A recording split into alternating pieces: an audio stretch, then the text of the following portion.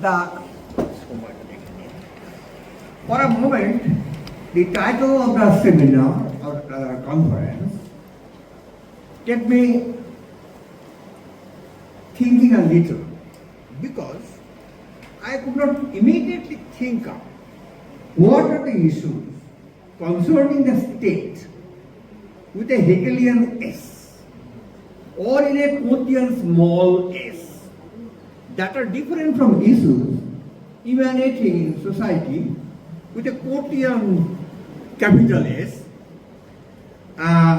if we can put it in the manner of W.J. Runciman and Giovanni Sartori. Or in that matter, or for that matter, what are the issues in politics that are different from those concerning the state? For the state impinges on politics in every possible way and in each of its aspects. My confusions regarding the second point springs from a deeper theoretical source.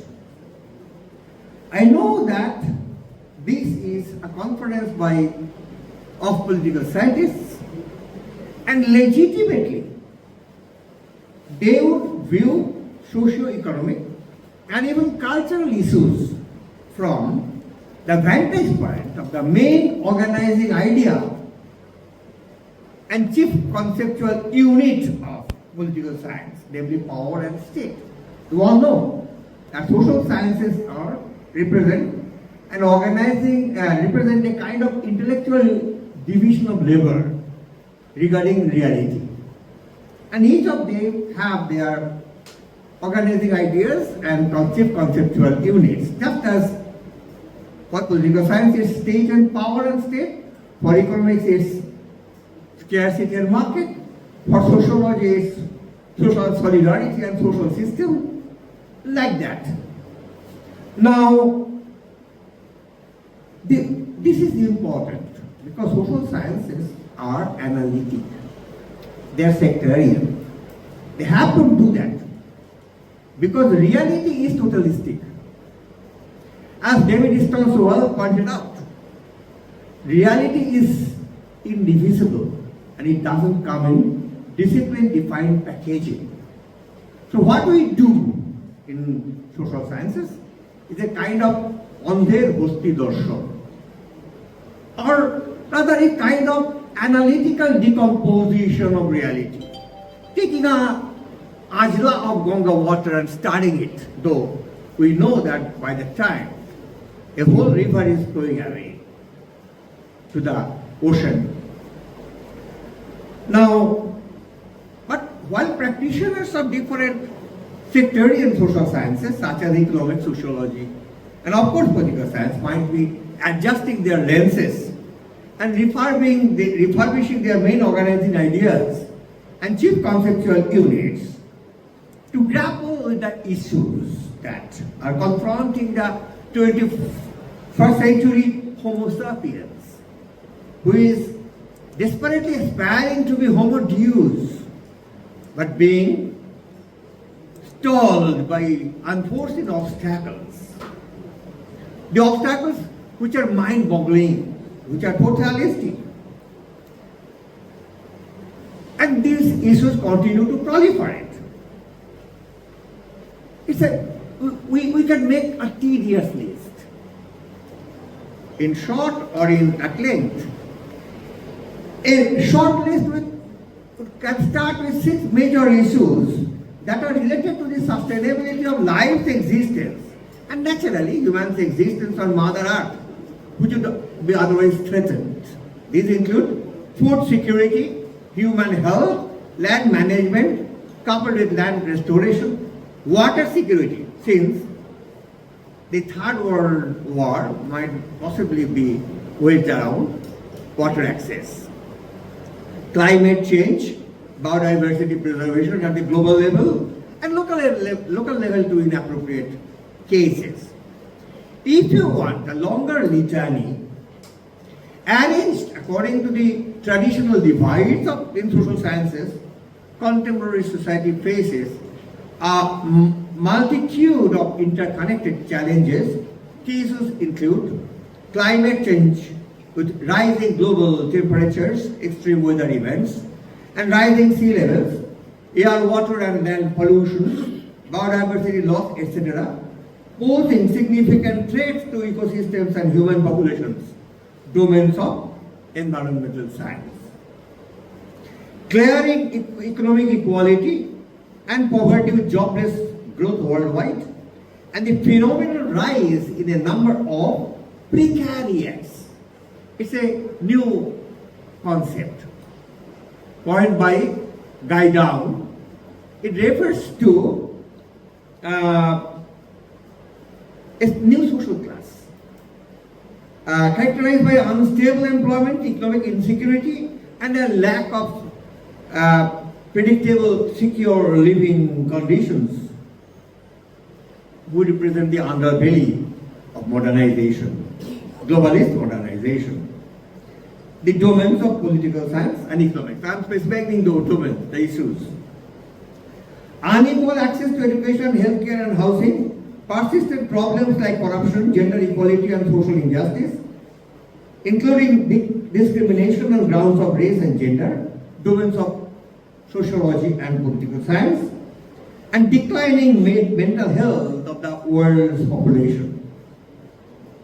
The domain of social psychology.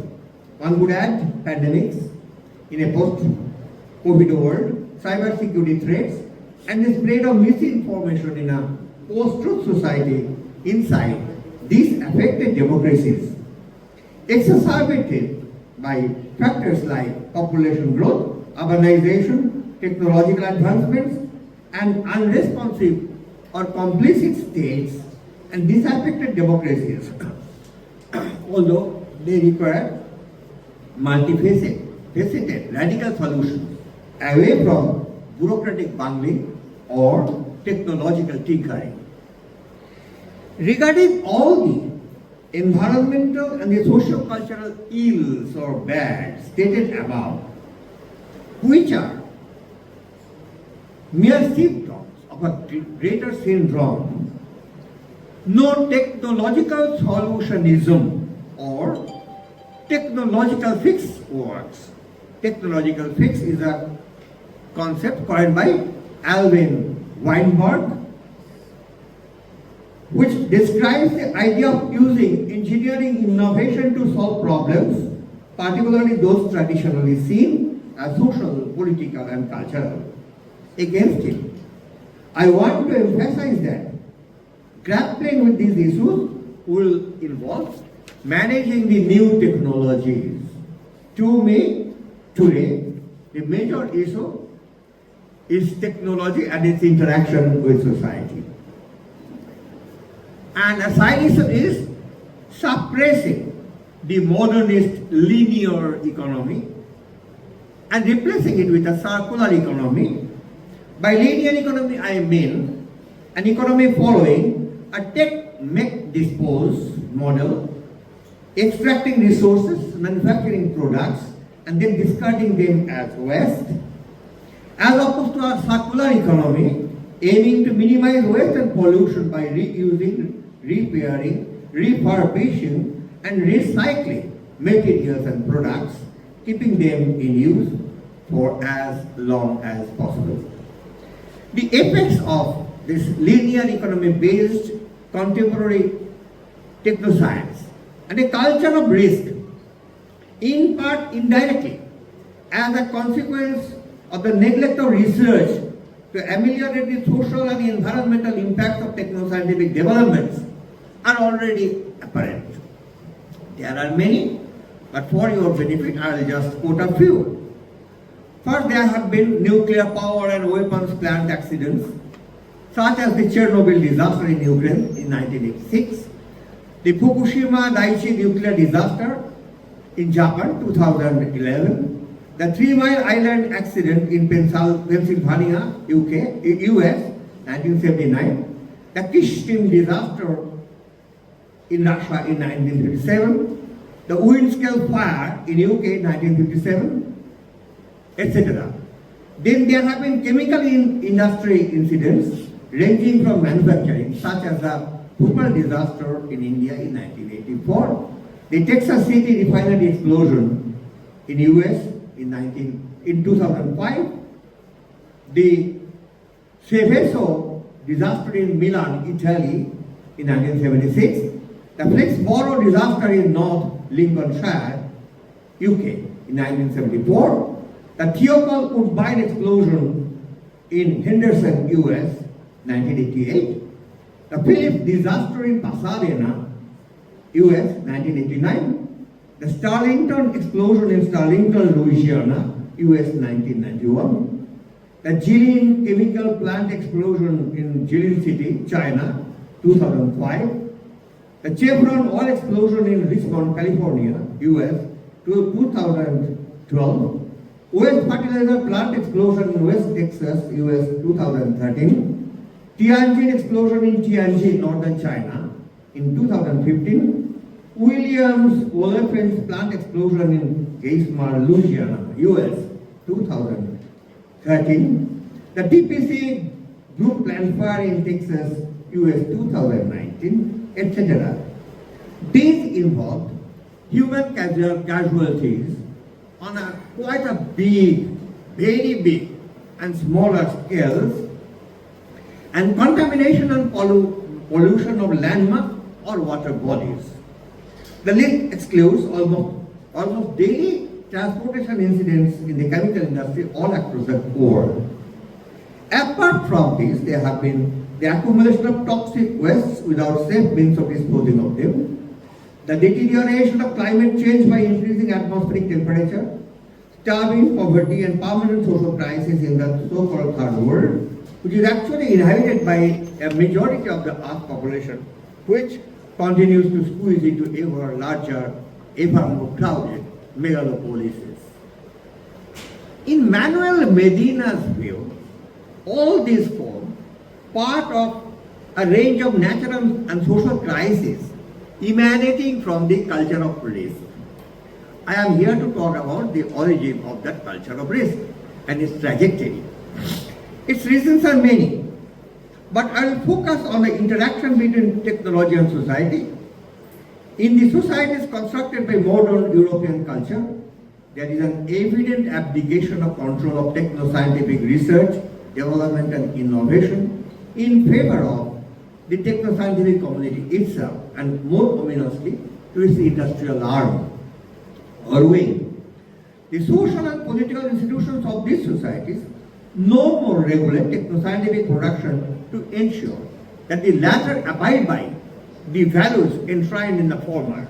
Rather, societies are expected to be amenable or be pliable to the dictates of the production schemes and production mechanisms. There are examples of this in India too. I am not going into that for lack of time. What makes matters more hazardous is that for coping with these alarming risks engendered by new technologies, only outdated socio-political assessment mechanisms incorporating dangerously inadequate conceptions of nature, technology, science, society, and their interrelationships are available.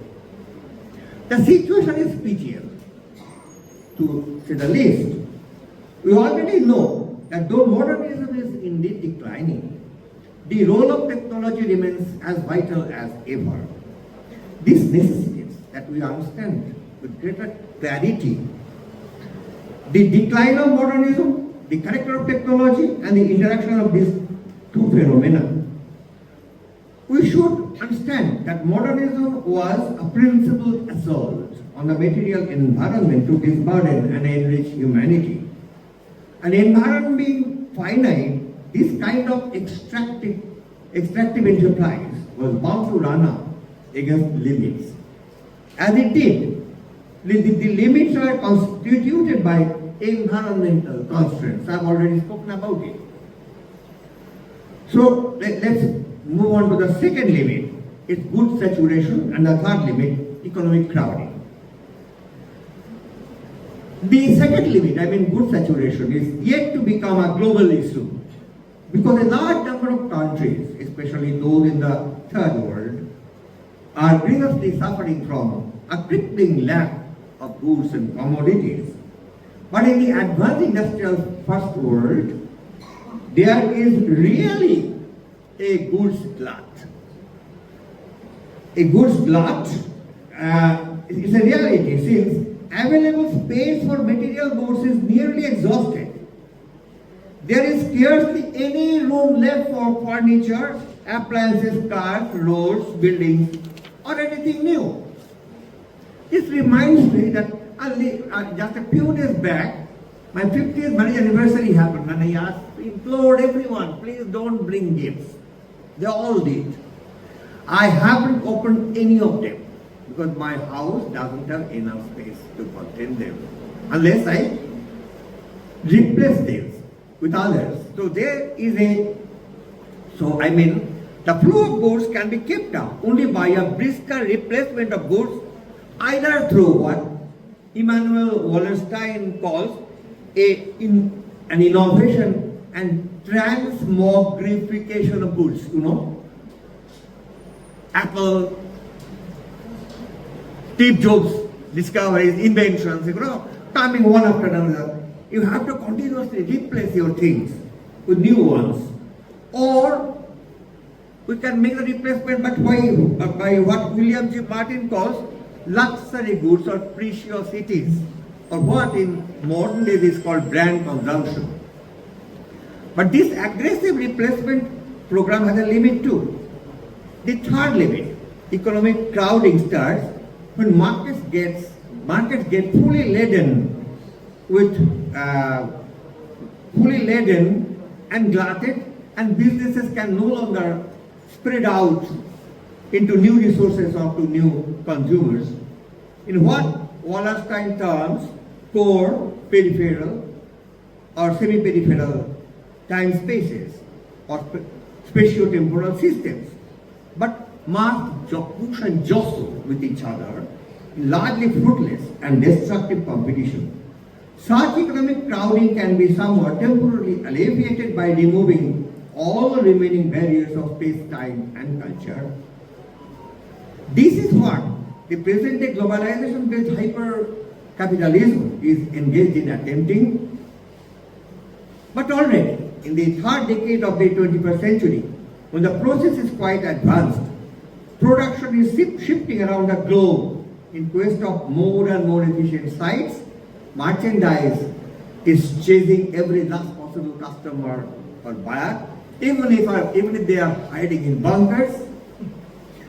And trading is going on around the clock, and in the process, all local traditions are being flushed away by a flood of cosmopolitan consumption marked by brand exclusivity. This is not, however, succeeding in stopping economic crowding, turning into economic overcrowding, and impeding economic growth, sought to be achieved by what Klaus Schwab describes as the fourth industrial revolution. Here, I would have liked to digress a little, make a digression a little, but there is no time. Except reminding you that of the revolutions, that social, cultural revolutions that changed our lifestyle, the first happened 10,000 years ago and was an agricultural revolution when we shifted from foraging to farming. The second was a series of industrial revolutions which spanned from 1780 to 1860 or so, and there were also phases inside it. For example, one phase manufactured by what Adam Smith calls manufacture, another phase marked by what Karl Marx called machinofacture, etc. And what they wanted to do, these revolutions, they were engaged in a Baconian and a Cartesian, Descartes, commitment. The Baconian commitment was to free mankind from the burdens of existence, subsistence living, in a kind of liberation. And what was the Cartesian commitment? Cartesian commitment was achieving liberty and prosperity in a methodical and scientific way.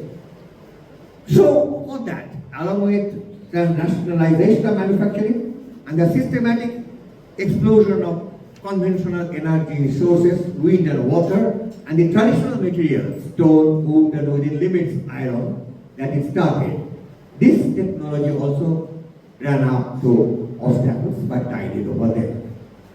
Although water flows and waterways are confined to locations, and wind power was limited to certain times, coal, steam, and iron shattered with barriers in the late 18th century and made the globe open and available for human domination. The massiveness and brutality of 19th century technology reshaped the material environment by breaching in heretofore unbreachable by trusses and cantilevers, reaching the remote railroads, subduing the watery west by steamships, and piercing the skies and defying the taboo on the Tower of Babel by high-rises or skyscrapers. It is in this sense that Karl Marx said in his Communist Manifesto that the bourgeoisie has been the first to show what man's activity can bring about. It has accomplished wonders surpassing Egyptian pyramids, Roman aqueducts, and Gothic cathedrals. It has conducted expeditions that put in the shade all former exoduses of nations and crusades. The second industrial revolution started, according to Shoah, in the 19th century and continued up to the 20th, assisted by the advent of electricity and the arrival of the assembly line. It makes mass production possible on a large scale.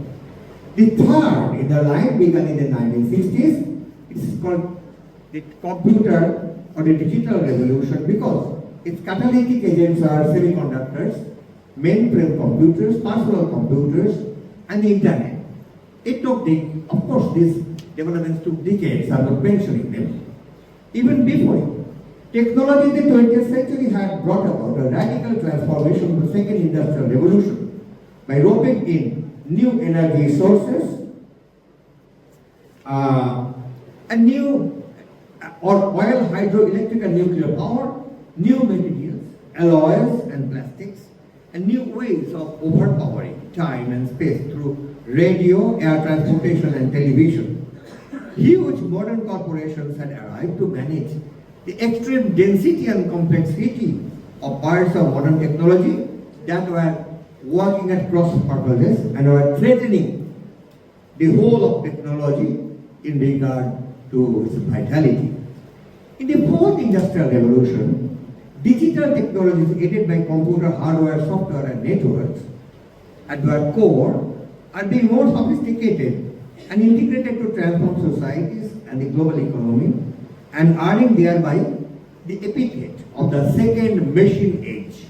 It is not about connected machines and systems only, but has a wider scope. Occurring simultaneously are waves of further breakthroughs in areas ranging from gene sequencing to nanotechnology, from renewables to quantum computing.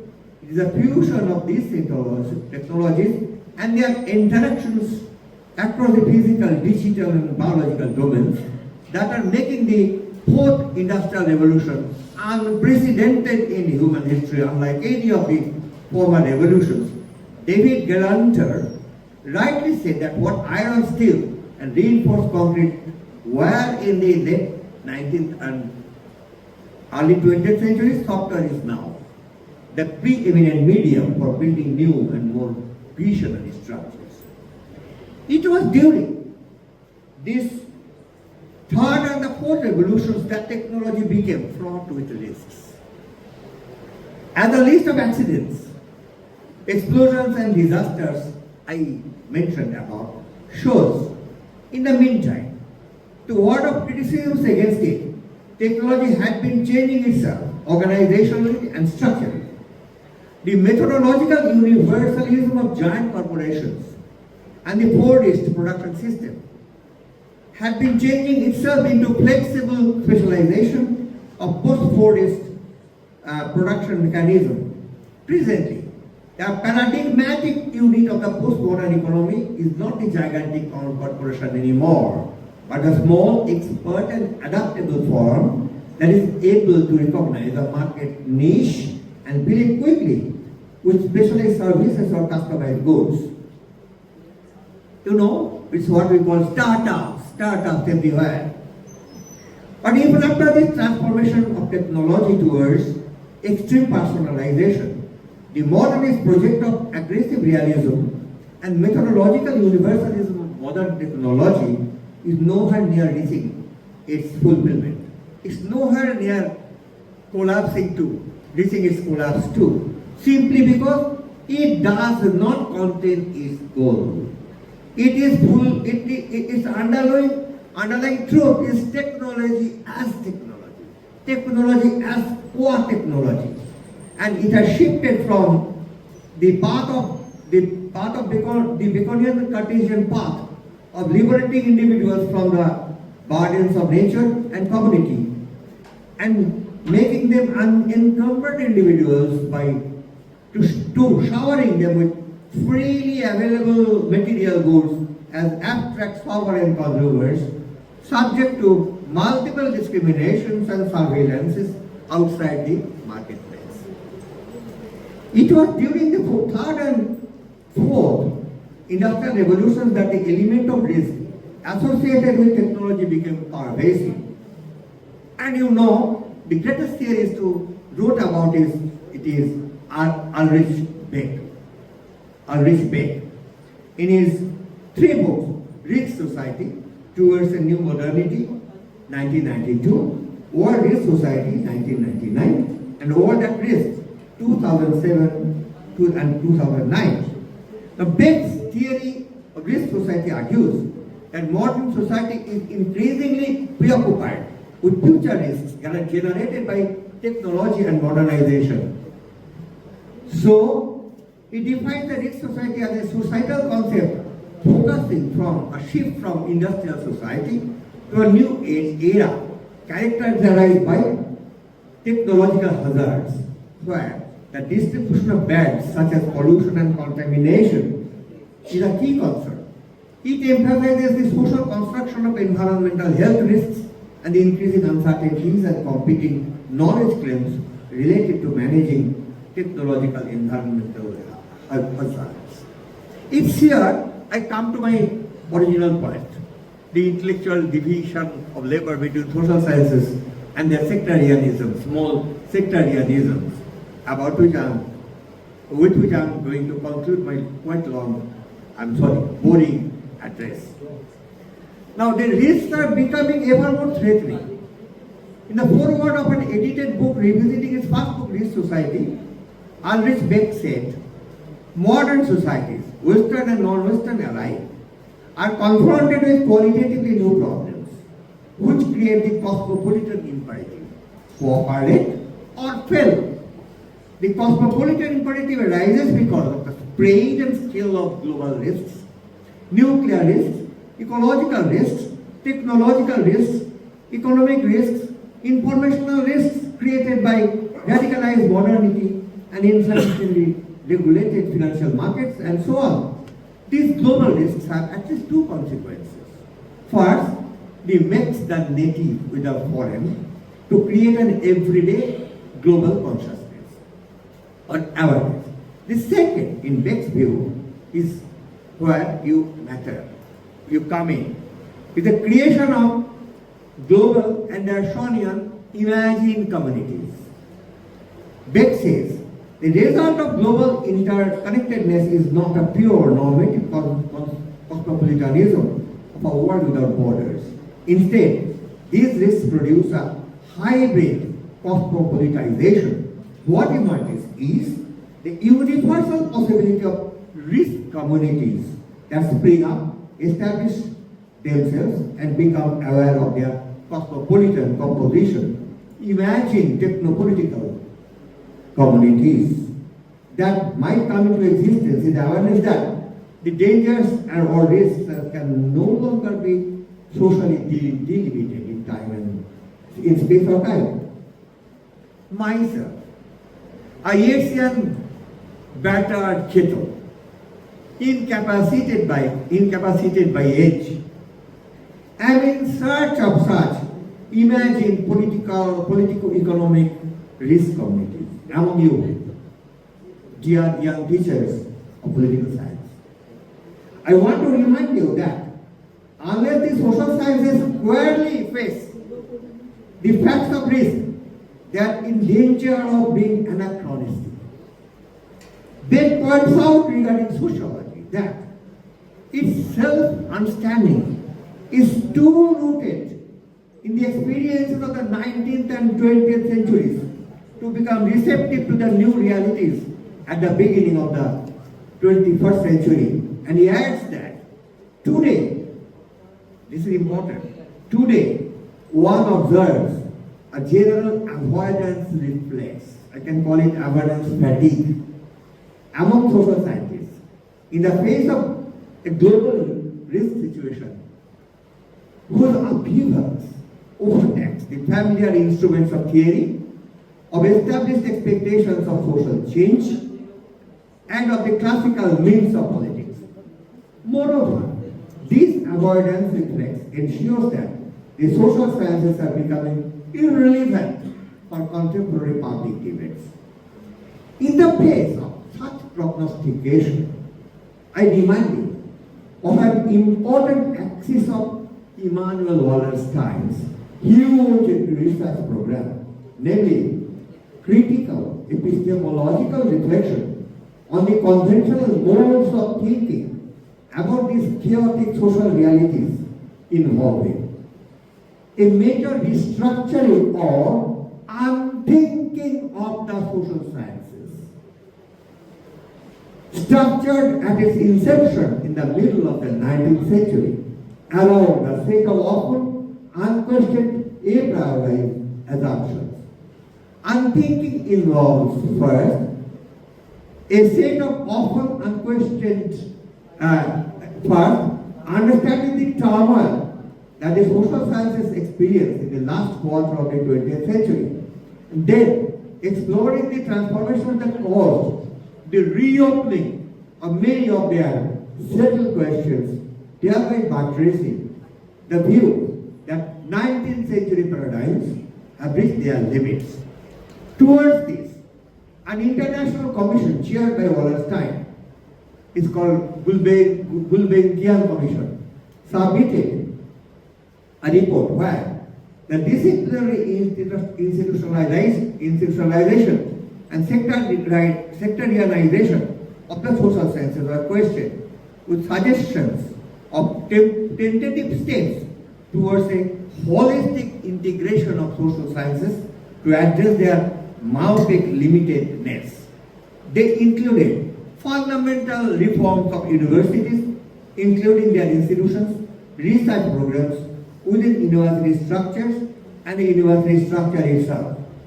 Wallerstein led the way in rejecting an indefensibly state-centric epistemological framework in which significant strands of 20th century social science have been locked, and national states are viewed as self-enclosed containers of social, economic, political, and cultural relations by focusing on the world scale of capitalist development. In subsequent decades, a host of globalization researchers followed it in attempting to construct methodologies that attune to the worldwide scale of political and economic relations and the worldwide scale of risks. I appeal to you to join them. Thank you. Thank you, sir. In English, Prof will say that all soil that in soil. So we have completed our academic discussion. We started from 11 a.m. yesterday. We complete with this, what should we say, thought-provoking, rather I will say electrifying lecture given by Professor Amartya Mukhopadhyay. Each and every section of his lecture can generate more and more questions which can be discussed by our research scholars and teachers in future. তো আমরা এখানেই মোটামুটি আমাদের academic অ্যাক্টিভিটিটা শেষ করলাম। সবাইকে অসংখ্য ধন্যবাদ। এবারে আমরা 90টা পেপার পেয়েছিলাম এবং অনেকেই বলেছেন অসাধারণ পেপার হয়েছে। একাডেমিক স্ট্যান্ডার্ড কমছে না, বাড়ছে, কিন্তু কোথাও সেখানে আমরা কিছুটা আমাদের কন্ট্রিবিউশন রাখতে পারছি, সেটাই আমাদের একটা কৃতিত্বের জায়গা। আমরা এখানেই এই পোর্শনটা শেষ করছি। একটা অ্যানাউন্সমেন্ট, সবাই আমরা তাড়াতাড়ি যাব, লাঞ্চ নেব, তারপর এখানে ফিরে আসবো ঠিক 8 ঘন্টার মধ্যে। এখন 3টে বাজে, দয়া করে 3:30-এর মধ্যে চলে আসবেন। 10-15 মিনিটের মধ্যে আমরা কিন্তু এই গেমটা শুরু করবো। মনে রাখবে